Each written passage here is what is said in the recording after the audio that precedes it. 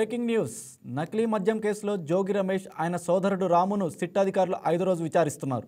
విజయవాడ జిల్లా జైల్లో రిమాండ్ ఖైదీలుగా ఉన్న జోగి సోదరులను ఉదయం వైద్య పరీక్షల కోసం ప్రభుత్వ ఆసుపత్రికి తరలించారు. అనంతరం విజయవాడ గురునానక్ కాలనీలో తూర్పు ఎక్సైజ్ కార్యాలయానికి తీసుకొచ్చారు.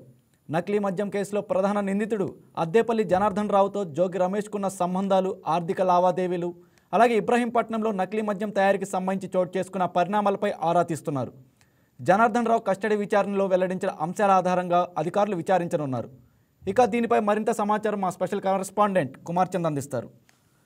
రైట్ కుమార్ చంద్, చెప్పండి. ఇక జోగి రమేష్ సోదరులకు సంబంధించి దర్యాప్తు జరుగుతుంది, 5వ రోజు సిట్ విచారణ. దీనికి సంబంధించి మీ దగ్గర ఉన్న అప్డేట్స్ ఏంటి?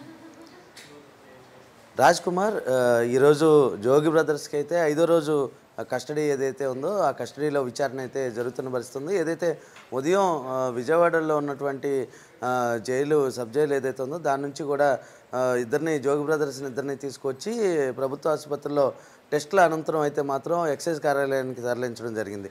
ఏదైతే గత 4 రోజులుగా కస్టడీ ఏదైతే జరుగుతుందో దానిలో పలు కీలక అంశాలను అయితే మాత్రం సిట్ అధికారులు అయితే మాత్రం కాన్సన్ట్రేట్ చేసి దానికి సంబంధించి పలు ప్రశ్నలను అయితే సంధిస్తున్న పరిస్థితి అయితే ఉంది. అంటే మొదటి నుంచి జోగి బ్రదర్స్కి సంబంధించి అద్దేపల్లి బ్రదర్స్తో ఉన్నటువంటి సత్సంబంధాలు కావచ్చు, అదేవిధంగా అవి వ్యాపార లావాదేవీలా లేక పర్సనల్ సంబంధాలు అనేవి విషయాలను కూడా క్షుణ్ణంగా పరిశీలించే పరిస్థితులు ఉన్నారు. ఎందుకంటే జోగి రమేష్ అనే వ్యక్తి ఎమ్మెల్యేగా ఉన్నప్పుడు ఏదైతే అధికారులను ప్రలోభపెట్టో అదేవిధంగా అడ్డుకోవటం వంటివి చేశారన్న ఆరోపణలు కూడా ఏదైతే అద్దేపల్లి బ్రదర్స్ అయితే చేసిన పరిస్థితి ఉంది. అంటే జోగి బ్రదర్స్ ఉండటం వల్లనే తాము అంతా కూడా చక్కగా కల్తీ మద్యాన్ని ఏర్లై పారించేటట్టుగా అయితే మాత్రం చేయగలిగామని వాళ్ళు స్పష్టంగా అయితే చెప్పడం జరిగింది. ఈ నేపథ్యంలోనే దానికి సంబంధించి సిట్ అధికారులంతా కూడా పూర్తి స్థాయిలో అయితే మాత్రం సమాచారాన్ని విచారణలో అయితే మాత్రం తీసుకుందామన్న ఇదేదైతే ఉందో ముందుకు వెళ్తున్న పరిస్థితి అయితే ఉంది. అంటే జనార్దన్ వాంగ్మూల ఆధారంగా విచారిస్తున్నట్లు అని చెప్తున్నారు కదా, దానికి సంబంధించింది ఏమంటారు? ఏదైతే A1గా ఉన్నటువంటి జనార్దన్ రావు కావచ్చు, అదేవిధంగా ఆయన సోదరుడు జగన్మోహన్ రావు కావచ్చు, కీలక విషయాలను అయితే బయటపెట్టిన పరిస్థితి ఉంది రాజ్ కుమార్. అంటే తొలినాళ్లలో అంటే ఇప్పుడు మొలకల చెరువులో పారినటువంటి కల్తీ మద్యం ఏదైతే ఉందో అది ఇబ్రహీంపట్నంకు పాకింది. అంటే ఇబ్రహీంపట్నంలో కల్తీ మద్యం తయారు చేసేందుకు పురుగొల్పింది జోగి రమేష్ అన్న విషయాన్ని అయితే మాత్రం అటు జగన్మోహన్ రావు కావచ్చు, జనార్దన్ రావు కావచ్చు, ఇద్దరు అద్దేపల్లి బ్రదర్స్ ఇద్దరు వెల్లడించిన పరిస్థితి ఉంది. అంటే ఈ నేపథ్యంలోనే అటు సిట్ అధికారులు కావచ్చు, ఇటు ఎక్సైజ్ అధికారులు కావచ్చు కస్టడీకి కావాలని చెప్పి ముందు నుంచే ఎక్సైజ్ కోర్టులో అయితే మాత్రం అభ్యర్థించిన పరిస్థితుంది. ఈ నేపథ్యంలోనే 4 రోజులు కస్టడీని అయితే కోర్టు ఇవ్వటం జరిగింది. ఈ నేపథ్యంలోనే ఏదైతే ఎక్సైజ్ కార్యాలయంలో గత కొన్ని రోజులుగా అంటే 4 రోజులుగా ఉదయం 11 గంటల నుంచి సాయంత్రం 5 గంటల వరకు అయితే మాత్రం విచారణ అయితే మాత్రం జరిపిన సిట్ అధికారులు మరొక రోజు అంటే 5వ రోజు కూడా కంటిన్యూ చేయాలన్న ఆలోచనకి అయితే వచ్చిన పరిస్థితి అయితే ఉంది. అంటే దీనిలో కీలకమైన అంశాలు కొన్ని మిస్ అవుతుంటాం, అదేవిధంగా దానిలో ఏవైతే విచారణలో బయటికి తీసుకొద్దామన్న ఆలోచనలు అంటే ప్రశ్నలను ఇంకా సంధించాల్సిన అవసరం ఉందన్న నేపథ్యంలోనే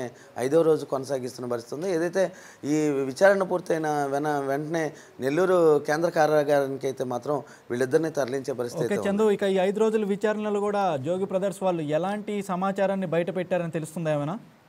మొదటి నుంచి మనకి ఏదైతే కల్తీ మద్యం కేసుకు సంబంధించి అటు ఎక్సైజ్ అధికారులు కావచ్చు, ఇటు సిట్ అధికారులు కావచ్చు, వాళ్ళు చేస్తున్నటువంటి విచారణ ఏదైతే ఉందో దాన్ని గోప్యంగా ఉంచుతున్న పరిస్థితుంది.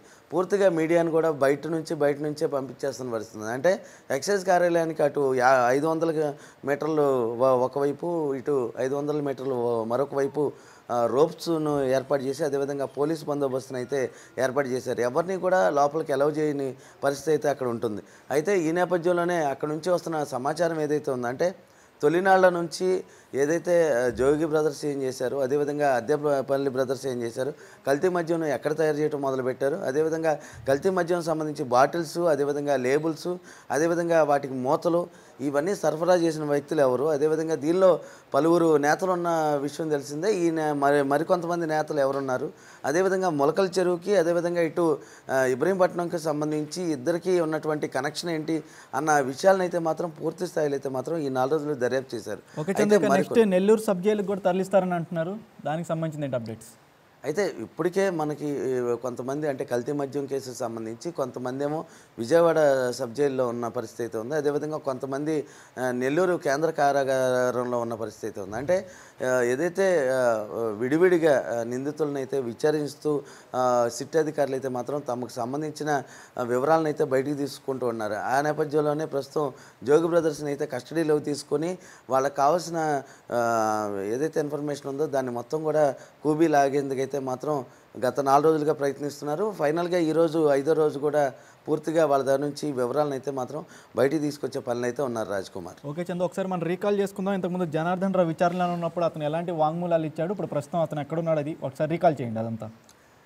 జగన్మోహన్ రావు అనే వ్యక్తి A1గా ఉన్నటువంటి వ్యక్తి కల్తీ మద్యం తయారీ కేసులో. అయితే ఈయన మొదట ఏదైతే ఆఫ్రికా వెళ్ళి అక్కడ ఉన్నాను నేను, వస్తాను అక్కడ నుంచి, అయితే కల్తీ మద్యం కేసుకు సంబంధించి దీనిలో ఏమీ లేదు ప్రమేయం అని ఫస్ట్లో చెప్పిన వ్యక్తి తర్వాత అనూహ్య పరిణామాల మధ్య ఇక్కడికి వచ్చిన తర్వాత గన్నవరం విమానాశ్రయంలో అంటే సౌత్ ఆఫ్రికా నుంచి ఇక్కడికి వచ్చిన నేపథ్యంలో గన్నవరం విమానాశ్రయంలో సిట్ అధికారులు అయితే ఎక్సైజ్ అధికారులు అయితే అతన్ని అదుపులోకి తీసుకున్న పరిస్థితి ఉంది.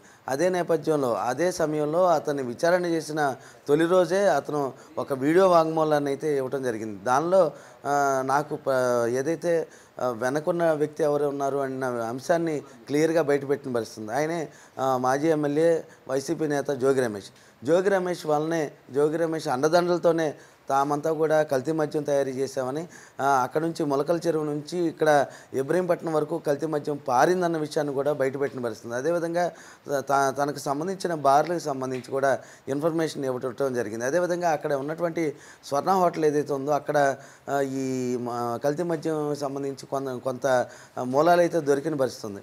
ఇదే నేపథ్యంలో ఏదైతే సిట్ అధికారులు పూర్తి స్థాయిలో లోతుగా విచారణ చేసినప్పుడు జగన్మోహన్ రావు కావచ్చు, అదేవిధంగా జనార్దన్ రావు కావచ్చు, ఇద్దరు కూడా అద్దేపల్లి బ్రదర్స్ పలు కీలక అంశాలను అయితే మాత్రం బయటపెట్టారు. Okay, right Chandrika, thank you for your updates.